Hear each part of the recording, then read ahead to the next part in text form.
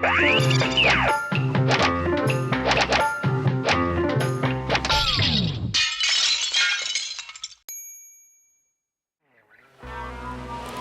this is Dan Aykroyd, Ghostbuster, Blues Brother, and Conehead. Welcome to CineComedies, the definitive website in the world for studying, analyzing, and enjoying comedians, comediennes, their writing, and their work. Please join us. Ghostbusters! Okay, cool.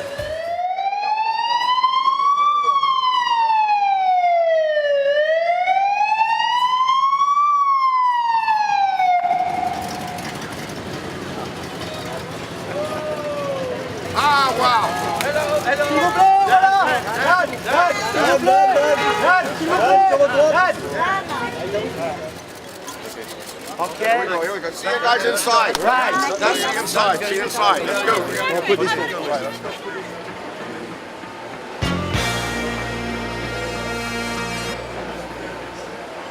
Well, it's inspired by the legend of the 13 crystal heads. The Maya, the Navajo, the Aztec all had shamans that used these devices as crystal balls to see the future, to analyze the present and the past. So the point was that we picked this because in the Aboriginal cultures, this was a sacred relic. It was a pure sacred relic, and I wanted to sell the idea of purity. Now, how could I put a polluted vodka with glycol, limonene, and sugar into this bottle? I could not do that. So what we have is a pure spirit. It's just the mash and the water, distilled 4 times and filtered 7. And we're winning awards all over the world. The Australian Luxury Liquor Awards, the World Spirits Award, and the Prodexpo in Moscow, Russia. Okay, now this is a vodka in Russia, and I've got it in there in a contest. Or we didn't even enter it. They entered it themselves, just to have it in there. Out of 400 beverages, excellent taste, we got the rating. So it's like winning the sushi contest in Japan, or the, So I know I'm going around the world selling a quality product, a AAA product, and I can say it's Canadian, and I'm proud to say it's Canadian. Well, this should bring you a laugh. It's got a nice little smile. See, it's not an evil skull. It's not a bad little skull. He's got a smile. Look, she's smiling. We call her Joy or Johnny. And by the way, bartenders, it's the only vodka you could. I mean, come on. You're standing behind a bar, it's a slow night, a pretty girl's there, you put this on your shoulder, hey baby, how you doing? You know, this guy's, my brother-in-law follows me all around. You know, bartenders love something to play with, and they're loving this, and they're backing it all over the world. Great. Thank you. Harold Ramis, my co-writer, was a brilliant writer, and he understood all the references. He knew about the American Society of Psychical Research, the work of the Maimonides Dream Laboratory, and he knew that there was a field of science that was studying paranormality, but he was not a believer. He did not believe. He knew all about it.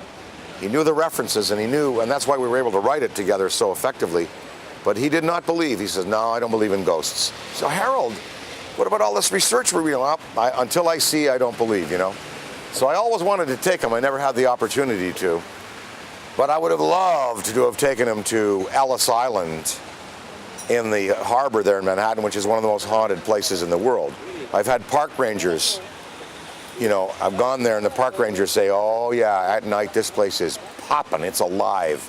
There's noises, there's voices, there's cries, screams, cold spots, apparitions, orbs, smoky, strange little sightings, and so I had always wanted to take Harold, but he was not a believer at all.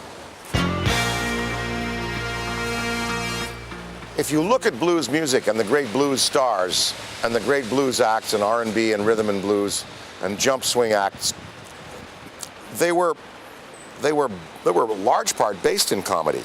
Cab Calloway in his act, when he was working in the 30s and 40s, his live stage shows at the Cotton Club. It was funny. He was joking, playing with the audience, dancing, doing antics. There were cut-up men. Wynonie Harris, Johnny Otis, Jimmy Lunsford, cut-up men. They were jokesters. That was a big part of it. So, we knew that we weren't sort of out of line there, that we could take all this great music with a great band behind us, be the front men in the tradition of Wynonie Harris or Cab Calloway, and present the act and the music in a way that had a comedy filter, but then respected the music for its rhythms, for its lyrics, for its weight, as part of the African American songbook. We were able to fuse all that. First, we had excellent talent. Otis Redding's guitar players, you know, Duck Dunn and Steve Cropper. James Cotton's guitar player, Matt Murphy. And then Paul Schaefer, and then, you know, the comedy chops of Belushi and myself and everybody that was in the thing. Yeah, it was a perfect blend. It really was. My favorite comedian from that era? Yeah. Oh, well, Buster Keaton. And he was just so great. And then, you know, Harold Lloyd, who hung off the building on the clock and did all the stunts. I loved him. But I gotta say, the favorite comedian of that era, I don't know, Bill Fields. I love the skull and the vodka. What you got in here? A little vodka? Let me take a little whiff. Let me see what it's... water. It burns the skin. It burns the skin. Loved old Bill Fields. You know, he was great. But Chaplin for physicality, Buster Keaton for physicality, Harold Lloyd for physicality, just Bill Fields because he was just so appealing and funny. Yeah, loved all those guys. Yeah, and what's great today, their movies are available. You can watch Buster Keaton. You can watch Chaplin, and the great W.C.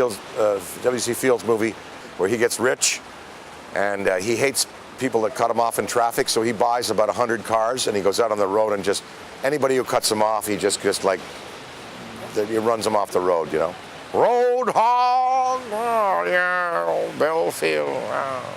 Love him.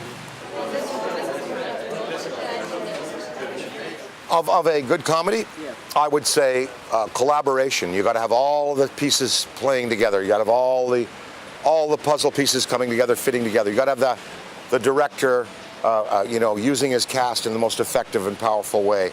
I think Mad, Mad, Mad World is a great example of a cohesive comedy where everything worked. Just it all fell together great with great individual stars who all worked together to make each other look good. And a great director and a serious actor like Spencer Tracy anchoring the story, who himself was an able comic player.